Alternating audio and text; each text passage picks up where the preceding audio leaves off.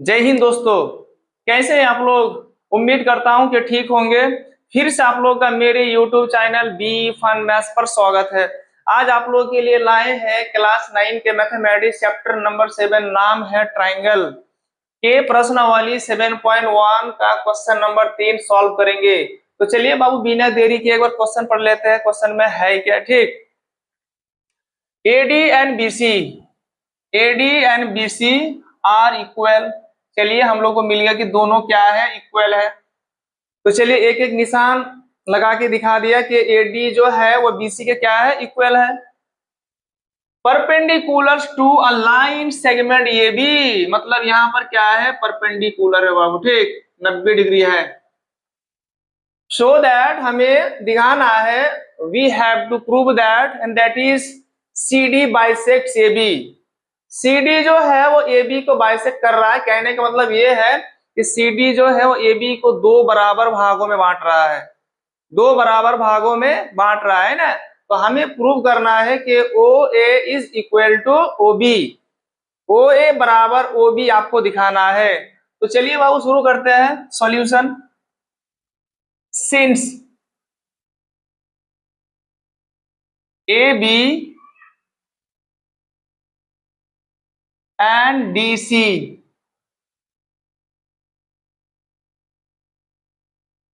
intersect at O, AB जो है और DC जो है दोनों O पॉइंट पर इंटरसेक्ट कर रहा है, O बिंदु पर प्रतिच्छेद कर रही है।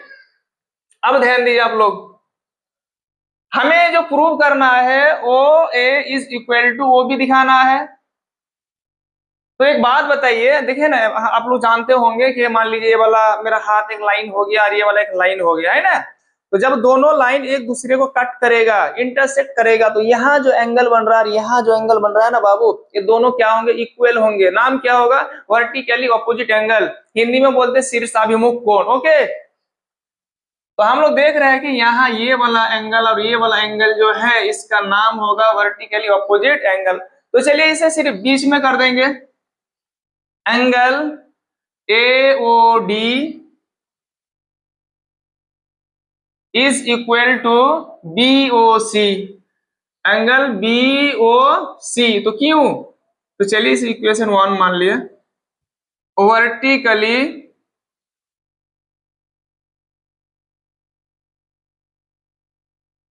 ऑपोजिट एंगल्स, शीर्षाभिमुख कोण। ठीक, ध्यान दीजिए, यदि CD AB को बाइसेक्ट करती है ना, तो यदि आपने ये वाला ट्राइंगल और ये वाला ट्राइंगल दोनों को कॉन्ग्रुएंट दिखा दिए तो मैथ बन जाएगा। तो चलिए सबसे पहले है ना, इन दोनों ट्राइंगल को, मतलब हमारा ये कोशिश होनी चाहिए कि किसी भी तरह दोनों ट्राइंगल क्या हो जाए, है ना, कॉन्ग्रुएंट हो जाए, तो मैथ भी बन जाएगा। तो चलिए बाबू की तब क्या देर किस बात की, तब in triangle AOD and triangle AOD BOC। तो मैं यह देख रहा हूं कि AOD जो है ना, AOD is equal to angle BOC, है ना। ये क्या है, इक्वल है। तो फिर बार बार हम नहीं लिखेंगे कि वर्टिकली ऑपोजिट एंगल, क्योंकि हम अब सिर्फ लिख देंगे कि इक्वेशन 1 से, फ्रॉम इक्वेशन 1, फ्रॉम इक्वेशन 1, है ना। तो इक्वेशन 1 से हमें मिल गया था ना कि देखिए AOD वाला ये वाला एंगल हो गया और आपका BOC वाला ये वाला एंगल हो गया ना। तो दोनों एंगल क्या है, आपस में क्या है, इक्वल है। ओके, अब ध्यान दीजिए आप लोग, AD जो है वो किसके इक्वल है, तो BC के। तो बोले सर कहां से आपको मिला है, ध्यान दीजिए यहाँ पर AD and BC are equal, है ना। तो लिख देंगे गिवन। और कुछ? हाँ, और एक को है यहाँ पर, ध्यान दीजिए, यहाँ भी 90 डिग्री है, यहाँ भी 90 डिग्री है, यहाँ पर भी क्या है, 90 डिग्री है। तो हम लोग लिख देंगे OAD, या फिर आप बोलेंगे सर मैं ऐसे लिखूंगा DAO, तो है ना, दो तरीके से आप लिख सकते हैं, है ना। तो OAD angle OAD is equal to angle O B सी।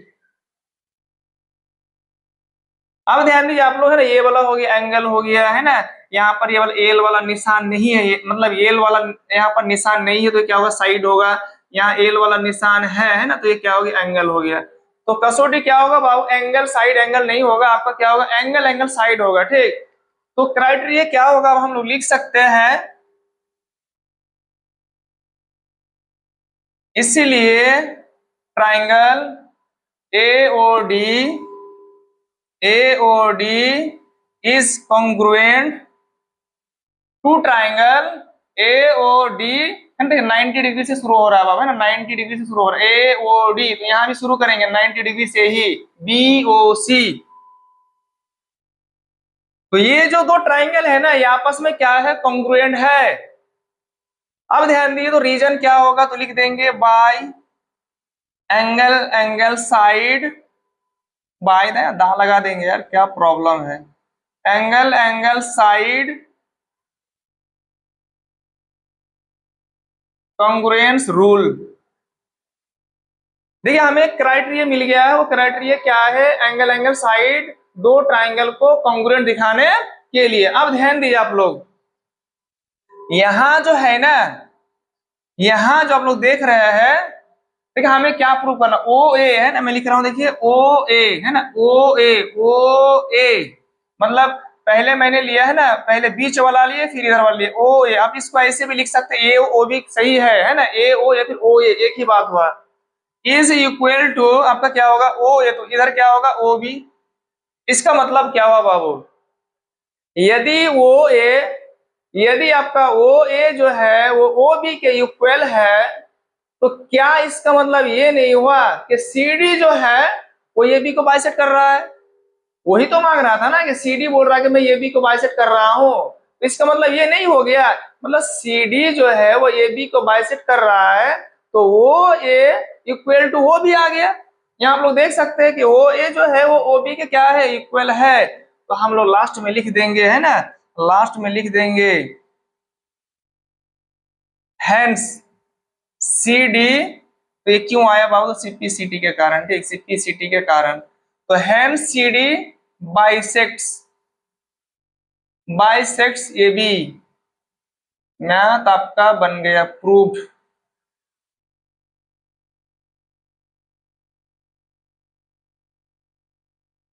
तो चलिए, यदि आप लोगों को मेरा वीडियो अच्छा लग रहा है तो आप लोग सब्सक्राइब कर दीजिएगा और लाइक करना मत भूलिएगा।